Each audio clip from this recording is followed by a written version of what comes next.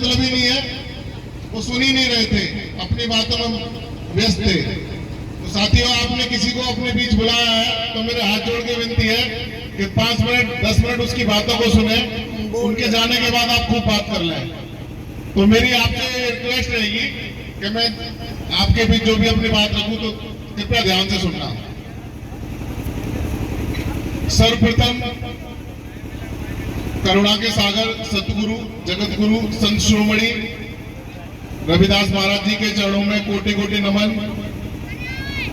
भगवान तथागत बुद्ध, बाबा साहब अम्बेडकर, संत कबीरदास,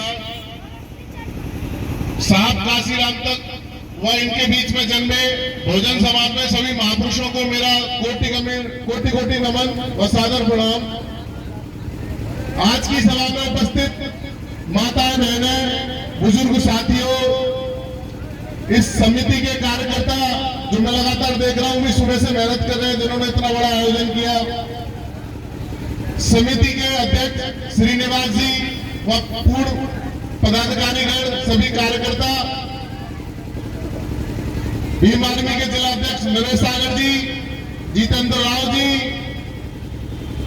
और मैं सभी लोगों का नाम लेने में असमर्थ हूं, लेकिन आप बुरा मत मानना, मैं उन सभी लोगों को धन्यवाद देना चाहता हूं जिस प्रोग्राम में उनका तन मन और धन से सहयोग रहा। आज हम कोई ऐसी बात नहीं करेंगे कि जिससे कोई राजनीतिक संबंध हो। ये जो मंच है गुरु महाराज जी के जन्मोत्सव के उपलक्ष्य में अपने भाव प्रकट करने के लिए, अपने विचार रखने के लिए बनाया गया है। तो हमें सबसे पहले ये जानना पड़ेगा कि संत रविदास जी महाराज क्या थे और हम आज इकट्ठा हुए हैं, उनकी जयंती क्यों मना रहे हैं। ज्यादातर साथियों को पता होगी, लेकिन बहुत सारे साथियों को तो यही नहीं पता होगी संत रविदास थे कौन। वो आपके और हमारे तरह ही एक साधारण व्यक्ति थे जिनका सन 1433 में उत्तर प्रदेश के बनारस जिले में और मां में उनका जन्म हुआ था। उनका नाम रविदास कैसे पड़ा, कुछ साथियों को यह भी नहीं पता होगा, क्योंकि उस दिन रविवार का दिन था और रविवार का दिन उनका जन्म हुआ, तो इस वजह से उनका नाम संत रविदास पड़ा। कुछ साथियों को शायद नहीं पता होगा। तो वो एक ऐसे संत, वो एक आम आदमी से संत कैसे बने, हमें ये जानने की बहुत जरूरी है। वो हमारे और आपके तरह ही थे। आजकल देखो और उस समय में देखो, वो एक व्यवसाय करते थे, जूता बनाने का व्यवसाय करते थे। उनकी एक दुकान थी जिसपे वो सुबह से लेकर शाम तक जूता बनाने का व्यवसाय करते थे, लेकिन इसके साथ साथ वो परोपकार की भावना से लोगों की मदद करते थे। साधु संतों और समाज में जिस किसी को भी मदद की आवश्यकता होती थी वो उनकी मदद करते थे। वो अपने घर से निकल जाते थे और कोई अगर दुकान पे आ रहा तो उनको जूते फ्री में दे देते थे कि भाई लो ले जाओ। तो उनके इस तरह के कारनामों से परेशान आकर उनके माँ बाप ने उनको घर से निकाल दिया। साथ में उनकी पत्नी भी थी और उनको घर से निकाल दिया। तो एक तो पैसे की कमी, तो पास में ही पड़ोस में एक छोटा सा मकान जिसको नरक कहा जाता है, उनका एक दोहा है, मुझे पूरी तरीके से याद नहीं है, उनके पास को नरक कहा जाता है ना। जहां वो रहते थे वो नरक के समान था, इतनी दुर्दशा खराब थी। तो वो उन्होंने घर छोड़ दिया। वो धीमे धीमे अपनी रचनाएं लिखते गए, जो उनके मन में आता गया वो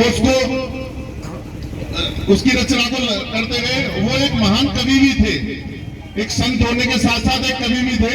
उन्होंने अपने जीवन में छुआछूत, जातिवाद, जो भी समाज के अंदर फैली कुरीतियां थी, कुप्रथाएं थी, जो कि नहीं होनी चाहिए, मानव जाति के लिए बहुत खतरनाक होती है, उनको सुधारने के लिए काम किया।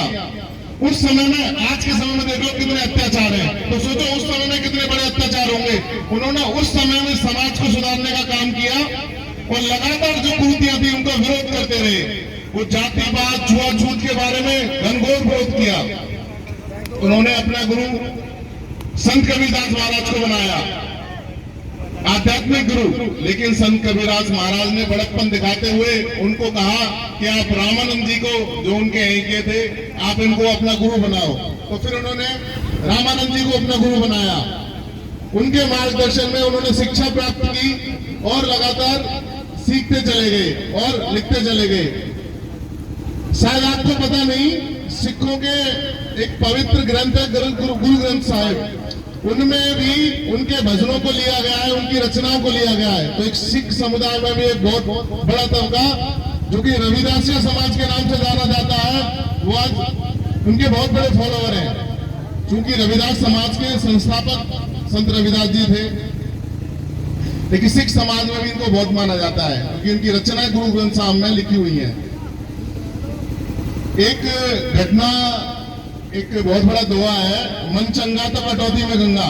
हमारे साथी ने उसके बारे में जानकारी भी दी थी, लेकिन मैं थोड़ा सा आपको बताना चाहता हूं कि जानकारी को करेक्ट करना चाहता हूं। उन्होंने बहुत हद तक सही बताया, लेकिन कुछ छूट गया जो आप तक न चाहता भी सही ज्ञान पहुंचना चाहिए।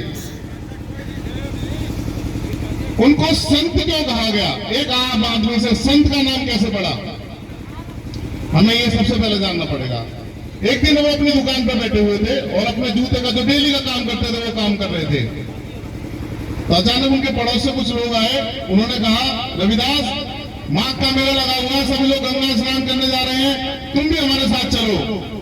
तो उन्होंने कहा कि मैं आपके साथ चलता, लेकिन मुझे बहुत जरूरी काम है, मैंने किसी से वादा किया हुआ है, उसको जूते बना के देने हैं मुझे। तो मैंने वचन दिया था, मैं उसका वचन नहीं तोड़ सकता, आप लोग चले जाओ। तो उसने कहा, अरे माघ का महीना है, कोई रोज रोज थोड़ी ना आता। तो उन्होंने कहा, कोई बात नहीं, मैं आपको एक सुपारी देता हूँ और मेरी तरफ से गंगा माता को भेंट कर देना, ये रविदास की तरफ से आपके लिए है। उन्होंने कहा, चलो ठीक है। वो सुपारी को लेकर चल दिए। जब गंगा स्नान के लिए पहुंचे तो उन्होंने सुपारी जैसे वो गंगा माता को भेंट की तो पानी में डाली, अंदर गंगा जल में, और हाथ निकाला तो उनके हाथ में कंगन आ गया। वो बेशकीमती कंगन था। अब उनके मन में लालच आ गया, उन्होंने वो बात किसी को नहीं बताई। उन्होंने सोचा इसको मैं राजा को दूंगा और राजा मुझे इनाम देगा। उनके मन में लालच था इनाम का। तो वो राजा के पास गए और उन्होंने राजा को वो कंगन भेंट किया कि राजा साहब, ये मैं कंगन आपके लिए आया हूं। तो राजा साहब बड़े खुश होकर और उनको इनाम दिया। साथी भाई साहब, थोड़ा सा सुन लो, मैं जो कह रहा था उसकी पुनरावृत्ति बार बार हो रही, चलो कोई बात नहीं, जैसी जिसकी सोच वैसी उसकी बुद्धि। तो वो उन्होंने कंगन राजा को दे दिया और राजा ने उनको उचित इनाम दिया और वो बहुत खुश हुआ। और राजा ने वो कंगन अपनी रानी को दिया और रानी भी बहुत खुश हुई। अब रानी ने राजा से कहा कि जी, एक कंगन से क्या होगा, इसका दूसरा कंगन भी मुझे आप ला के दो, तब तो अच्छा लगेगा। महिलाएं 2 कंगन पहनती हैं दोनों हाथों में। तो उन्होंने कहा ठीक है। उसने, राजा ने उनको बुलवाया कि भाई उसको बुला के लाओ। जब वो आए तो बोला कि भाई एक कंगन और चाहिए हमें, क्योंकि उसने नहीं बताया था मैं इस कंगन को कहां से लेके आया हूँ। अब उसने कहा ठीक है राजा साहब। अब वो बड़े परेशान कि भाई मैं क्या करूं, मैं राजा, अब दूसरा कंगन सेम कहां से ला के दूं। वो सब जगह, सारे मार्केट में, बाजार में, सुनार में, सब जगह घुमाया, वो कंगन नहीं मिला। अंत में वो संत रविदास जी के पास पहुंचे और कहा कि रविदास, ऐसे ऐसे बात हुई है और मैं माफी चाहता हूं, मैंने लालच में आकर आपको बताया नहीं। और ये कंगन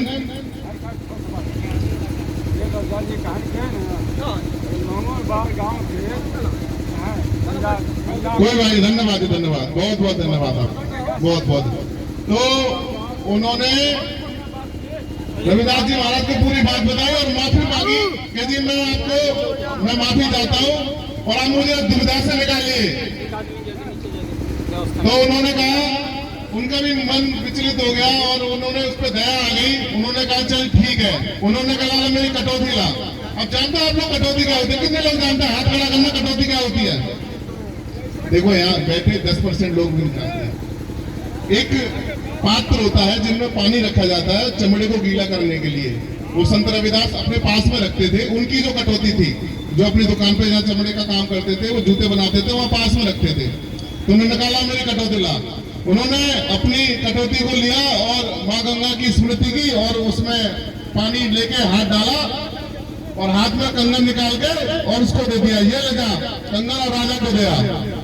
वो बहुत प्रसन्न हुआ और उसने कई बार उनको धन्यवाद दिया, लेकिन वो आश्चर्यचकित हुआ कि आपको तो पता नहीं था कि इसके अंदर क्या है, तो फिर कंगन कहां से आ गया।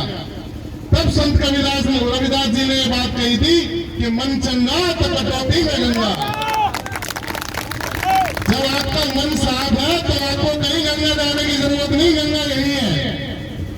आप कितने भी पाप पुण्य कर लो और आप कहीं जाने की कोई जरूरत नहीं है, और आप कितने भी पाप करो खूब गंगा नहाया, उससे कुछ होने वाला नहीं है। तो वो व्यक्ति जब वहां से गया तो उनको क्या गया बोल के गया, संत रविदास की जय हो।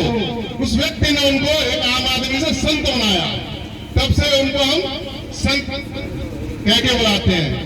तो संत रविदास महाराज जी जो हैं, उनके जीवन से हमें सीख लेनी चाहिए कि भाई उन्होंने विद्या की अधिकार नहीं था, व्यापार एक ऐसा था, नरक के समान जिंदगी थी। कच्चे जानवर की खाल उतारना, फिर उसके चमड़ा निकालना, फिर उसके जूते बनाना। उस स्थिति में वो इतने बड़े महान संत बने कि आज 1433 से लेकर 2023 में भी हम उनको याद कर रहे हैं, और जब तक ये सूरज चांद और धरती रहेगी तब तक उनको याद किया जाएगा।